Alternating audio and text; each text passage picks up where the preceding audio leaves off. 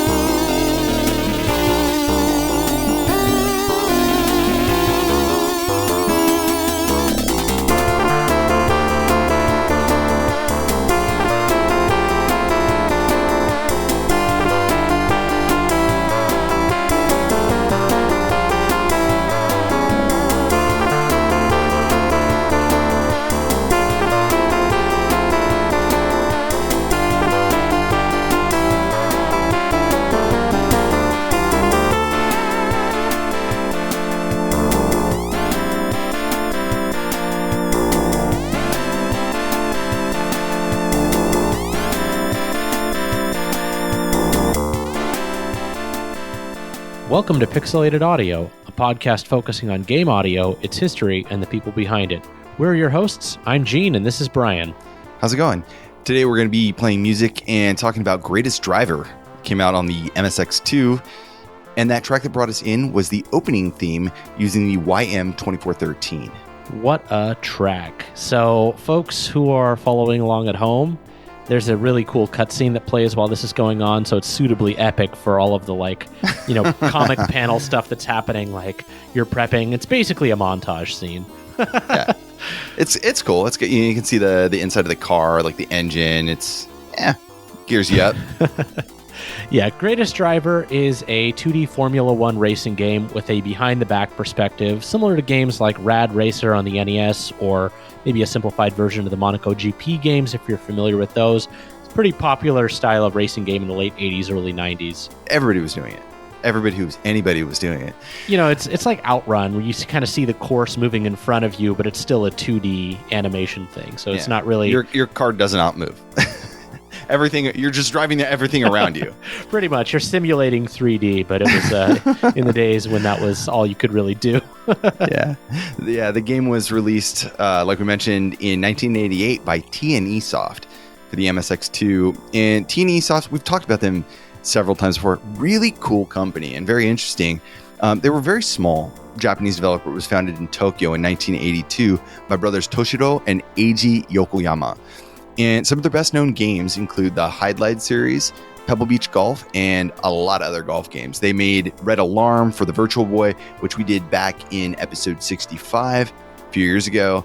And also they did like Teeny Golf on the Virtual Boy, a bunch of golf games. Tons of golf games. That's almost their biggest claim to fame. Hydlide is a little bit notorious in the U.S. The very long story short there is it came out so much later that by the time it was available here, quantum leaps in game graphics and stuff had come out. So people were like, what is this piece of crap? It's so bad. Exactly. But, it was like 3 or 4 years old at that point, and it was like a launch NES title pretty much. Right. So, but they were pretty strong, throughout the 80s and 90s. And then in May in 2002, T&E Soft Corporation changed its name to D Wonderland Inc. And then in 2003, they founded a company called Digital Golf, which continued publishing under the T&E brand. It was a continuation of their bread and butter, which was the golf titles. True, but by this point, they were starting to wind down game development. They still had a few releases here and there, but by the 2000s, they were, kind of just had a few golf titles, but they didn't have nearly as much of a library as they used to. Right. And since then, they've been involved in a lot of different mergers and acquisitions from companies like Spike Chunsoft and D4 Enterprise. But T&E Soft in its various forms stopped game development a few years after that, with games like True Swing Golf on the DS and DSiWare. And that was kind of like their swan song, I guess. Well, I wouldn't say maybe their best game, but their goodbye to to the world of golf games. Yeah, so one of those more recent acquisitions, D4, I think they only got them a few years ago, so there may be a future for some of those Pebble Beach golf games. So stay tuned, Pebble Beach golf fans, I guess. Or Virtual Boy golf fans or Red Alarm fans. Yeah, I mean, they're basically a holding company at this point, but that's, we had some fun times. Still. Anyways, let's get into our next track here. This is the opening theme, but the PSG version. Originally, we came in with the YM2413 version because the game actually has both sides of the soundtrack for both sets of hardware. This is really cool. So let's take a listen. We'll be right back.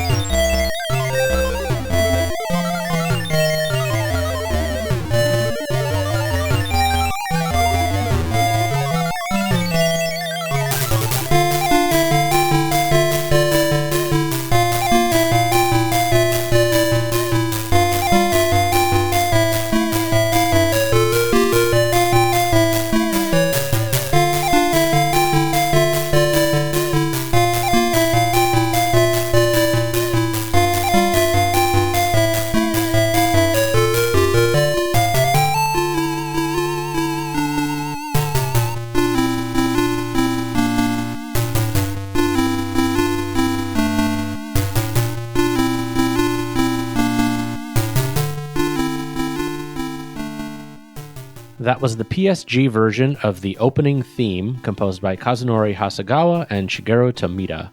Yeah, this is a really cool version, actually. I like the FM, but I gotta say, like those little flourishes of the PSG and the vibrato that some of those tones kind of dip into is really, really cool. And honestly, a really fun soundtrack to listen to on both sets of sound. It's a lovely song with really great melodies, and they've retained most of the elements that I really enjoyed about it, even in the pared down hardware. So, yeah. I mean, PSG, we all know, is pretty simplistic, but it sounds beautiful. I loved it. Oh, yeah. And, honestly, you may be asking yourself, why, Gene and Brian, did you pick Greatest Driver to feature in this episode? There's a lot of really good soundtracks out there. Greatest Driver, it's all right? But you know what? We decided on doing this because it was like one of those little special finds, right? Like, it has interesting music. It's got some really cool composers who have worked on several different neat, soundtracks. And it's also really nice and compact. So we can kind of dive through it together and then move on to recording another episode. So, yeah, exactly. These short shows are a great way for us to jump back in. It's been several weeks, right? Yeah, it's been about a month since I think we last recorded, and we just needed something small to kind of get the juices flowing again. But I got to say, in particular, the soundtrack, the opening and endings are really great. There's some fun tunes in the middle, but stay tuned, folks. It's there's a good one coming up pretty soon. So I don't think you sold it there, though, Gene. I didn't. Oh, I'm sorry. But we haven't really talked about these composers on the show, and we don't have much information on either of them either. So Kazunori Hasegawa is a Japanese composer and a sound designer. He worked on the music for Undead Line for the Sharp X68000, and he also worked with the other composer on the soundtrack, Shigeru Tomita, on Sayo Blade and Runeworth for the PC88 and X68000, I think? I don't remember. I actually just discovered Runeworth today when we were looking through the credits. That's an awesome soundtrack. Very cool soundtrack. Yeah. Yeah. Now, the other composer, Shigeru Tomita, joined T&E Soft around 1985, originally as a programmer, but then moved on to composition. He also did what most composers do. He also worked on arrangement, sound design, sound programming, since he came from that programming background, sound driver programmer, and he was often credited as Tommy in games. Tomita left T&E Soft around 1991, and unfortunately, to our knowledge, has not worked on other games, which is unfortunate, because what I've heard from him has sounded great. But he's worked on games like the Ladok series, which is a series of shoot-'em-ups, Hydlide 2 and 3, Sio Blade, as we mentioned before, and new 3D golf simulation for the Super Famicom.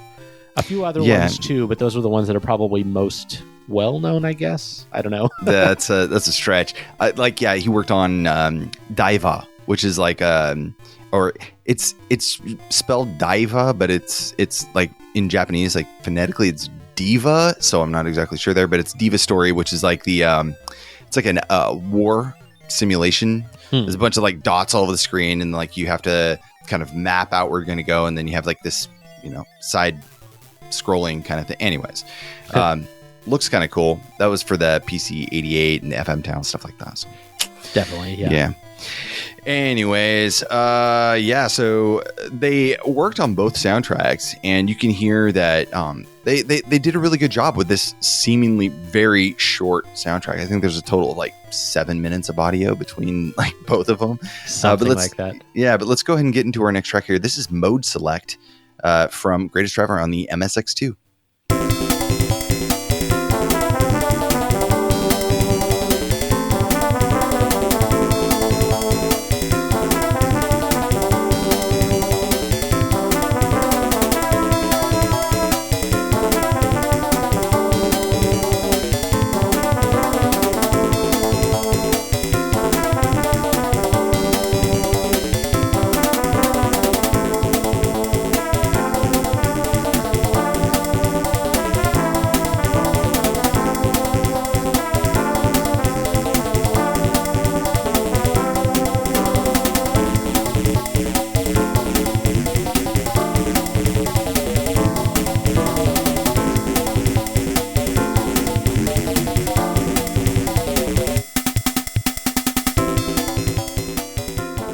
That was the FM version of Mode Select from the game Greatest Driver, composed by Kazunori Hasegawa and Shigeru Tomita.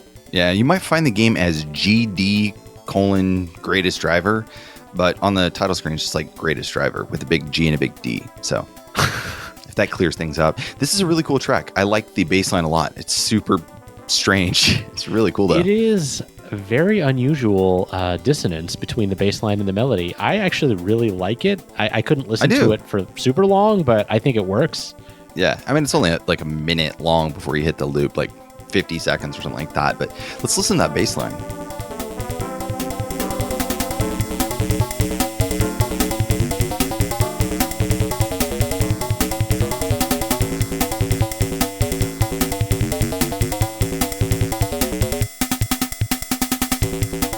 What were they thinking for Mode Select?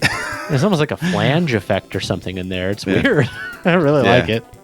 Yeah, let's jump into our next track here. This is Course Overview using the OPLL or the YM2413.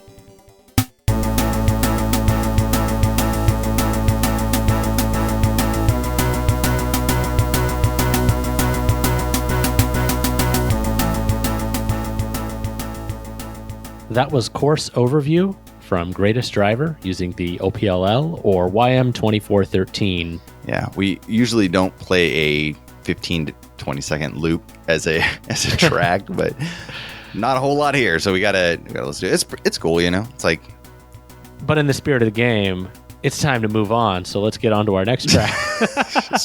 Not even gonna talk about it. Let's just move on. This is Tuning Mode from the YM2413 version of Greatest Driver.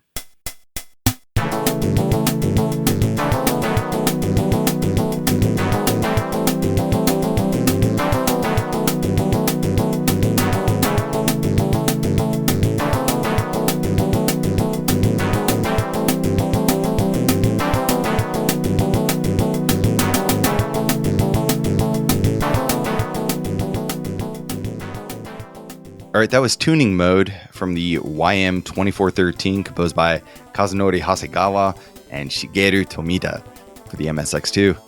I am pumped to make sure I tune to get around those tight corners. I am all tuned up. So, I mean, let's talk a little bit about the game. Obviously, this track is called Tuning Mode. it should be pretty obvious where this plays. There are some really basic tuning options. You can choose like your tires, your engine, that sort of thing. And I think there's options like A, B, C, D. And, if you've played a racing game, you know what this means. It's kind of that turning and cornering and max speed versus balance and that sort of thing. There's nothing too special here, but just gives it a little bit of customization so that you can... Different racetracks may require a certain kind of setup versus another one, basically. Not a lot of customization you can do there, but it's neat because you get information about your car. The way that the game lays your player out is you get you can switch manual gears, right, and go up and shift from 1 to 6 gears.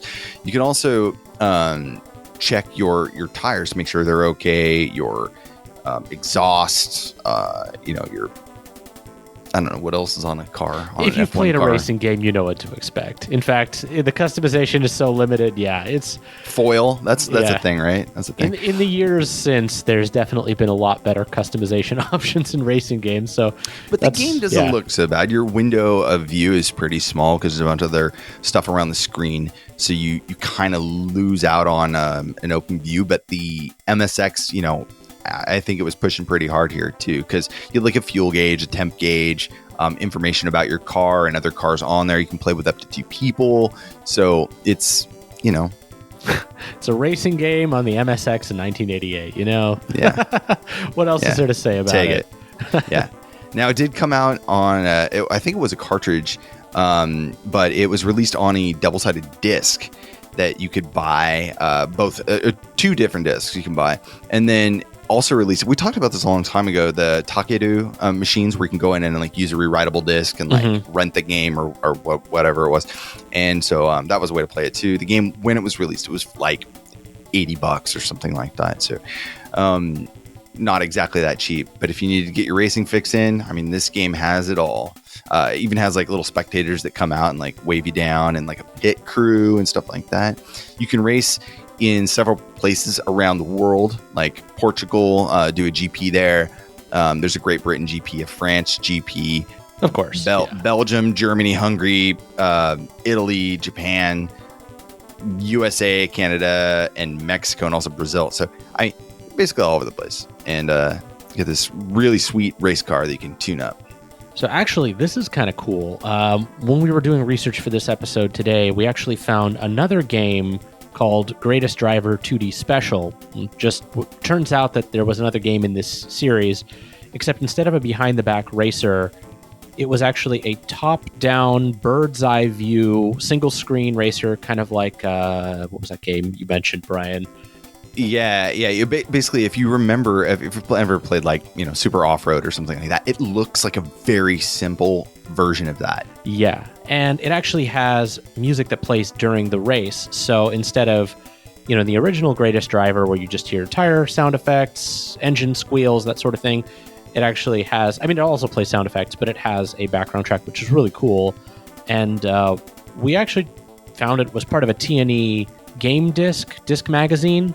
Yep, it was a disc magazine that it was released. They had a few of them. So T&E Soft had put together, several magazines, basically like demos and stuff of their upcoming games.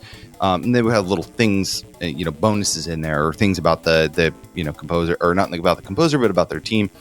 And then this was the second disc magazine, and it had a Greatest Driver 2D Special as mini game as they do, I guess, in disc mags. And this was released in 1989. So it seemed just like a little side project. We don't know who actually did the composition for this. At least I didn't find it. I'd probably have to go through the rest of the the rest of the notes, see if we can find it. But the title does use the same music as the original Greatest Driver, so it may be the same team. Yeah, could be. Yeah. Anyways, let's take a listen and see how it sounds.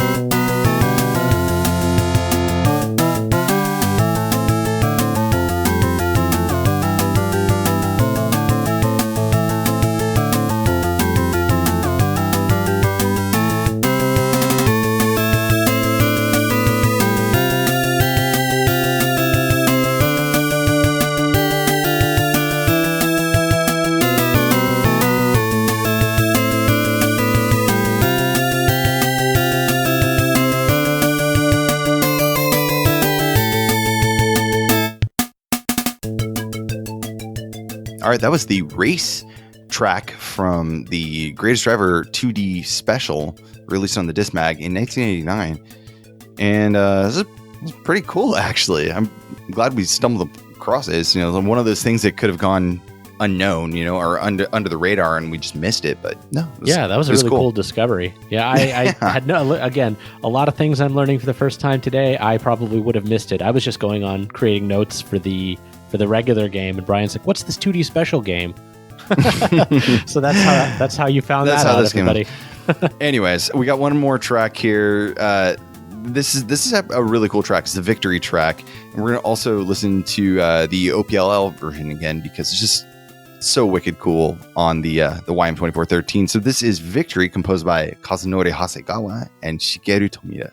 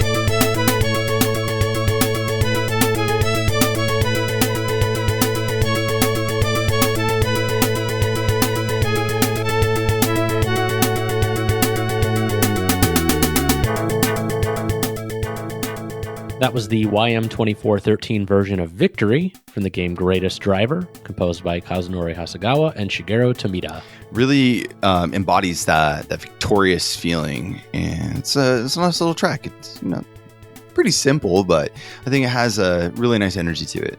I love racing credits, or like those medaling things. Sometimes the music isn't really that important. It's just I beat a really hard race, and then you throw down the controller in victory instead of disgust. Mm-hmm. So, it brings back memories of playing racing games as a kid and winning really hard races. I'm looking at you, F-Zero GX. Oh man, it's been a while. I gotta pop that back in. Anyways, so today we covered Greatest Driver on the MSX2, composed by Kazunori Hasegawa and Shigeru Tomita. Had a lot of fun chatting about it, and some really rad little music to come across. For sure, yeah, it was a good time. If you want to know more about the show, then check us out online at pixelatedaudio.com for the show notes and the track list.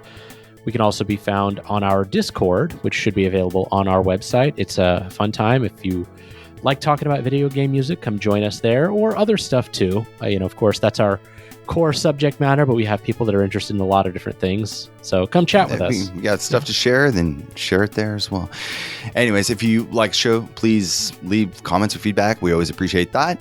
And if you're new to our podcast, make sure you check out some of our past episodes. We've done a number of short shows like this to highlight games that have enjoyable music, but we wouldn't normally cover in a full hour-long show or something like that, because it's just not a lot of music. So like this episode, 30 minutes, get your VGM fix and you're good. Yeah, exactly. Yeah, something to hold you over until we have those meaty shows. Yeah. So anyways, the track taking us out here is the Staff Roll, once again using the YM2413, composed by Kazunori Hasegawa and Shigeru Tomita. Thank you guys so much for listening. We'll see you back in a few weeks for the next episode.